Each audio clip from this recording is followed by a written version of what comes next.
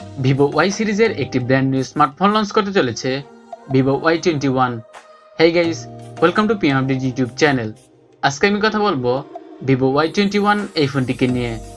তো আপনাদের মাঝে আমি আজকে এই ভিডিওতে জানিয়ে দিব এই ফোনটির ফুল স্পেসিফিকেশন, বাংলাদেশে এই ফোনটির প্রাইস, বাংলাদেশে এই ফোনটি কবে পাওয়া যাবে। তো আপনারা অবশ্যই ভিডিওটি প্রথম থেকে শেষ অবধি দেখবেন। আশা করি ভিডিওটিকেও মিস করবেন না।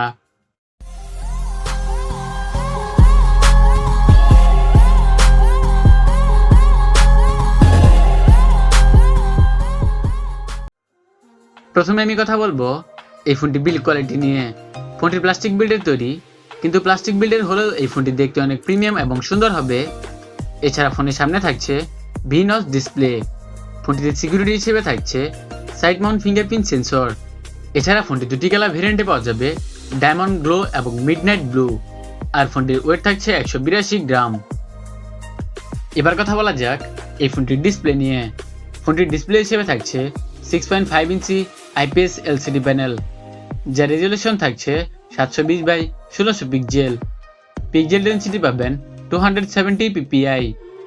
রেশিও থাকছে 20.9। এছাড়া স্ক্রিন টু বডি রেশিও থাকছে 81.8%।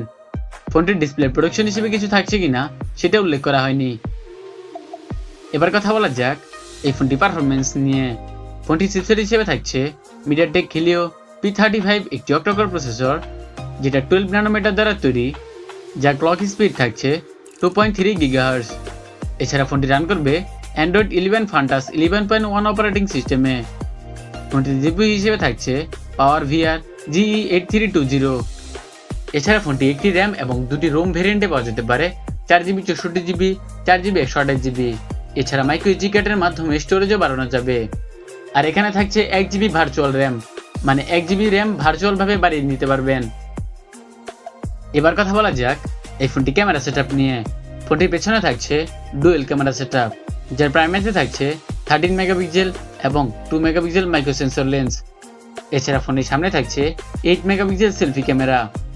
এই ফোনটির পেছনে ক্যামেরাতে সর্বোচ্চ 1080p 30 fps ভিডিও রেকর্ড করা যাবে। আর এই ফোনটির সামনে ক্যামেরাতেও সর্বোচ্চ 1080p 30 fps ভিডিও রেকর্ড করা যাবে। আর এই ফোনটি সামনের পিছনে ক্যামেরাতে থাকছে না কোনো ইএস। এবার কথা বলবো এই ফোনটি ব্যাটারি নিয়ে।